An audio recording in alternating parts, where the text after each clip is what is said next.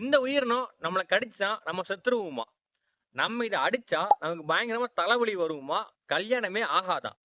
நம்ம பாம்பு அடிக்கும்போது இது பார்த்துட்டு போய் அது இணை பாம்புகிட்ட சொல்லி நம்மள பழிவாங்க வைக்குமா? இவ்வளவு கட்டுக்கதைக்கு சொந்தக்காரர்கள் யாருன்னா பாம்புராணின்னு சொல்லக்கூடிய அரணை தான் சொல்றாங்க. அந்த பாம்பை நம்மளை கடிச்சுனா நமக்கு ஒண்ணுமே ஆகாது. ஏன்னா அந்த பாம்புராணிக்கு நஞ்சே கிடையாது.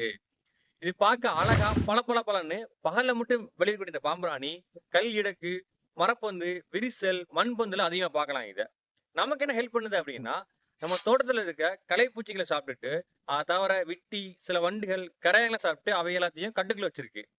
சில பாம்புராணிக்கு வால் சிவப்பும் நீளமும் இருக்கும்.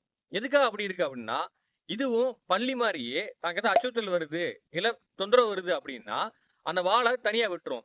அப்ப அதை பிடிக்க வர பறவைங்க அந்த வாழை தான் பிடிக்கும். ஏன்னா அதுதான் பார்க்க சிவப்பாவும் ப்ளூவாவும் அட்ராக்ஷனா இருக்கும். அது டிஃபென்ஸ் மெக்கானிசம் தான் தவிர அதை கடிச்சா நஞ்சு எதுவும் கிடையாது. என்னை பொறுத்தவரை இது பாம்புராணி இல்ல, ரொம்ப ரொம்ப அப்ராணி தான். இந்த கட்டுக்கையில நம்பி யாரெல்லாம் இதை பார்த்து பயந்தீங்கன்னு கமெண்ட்ல சொல்லுங்க.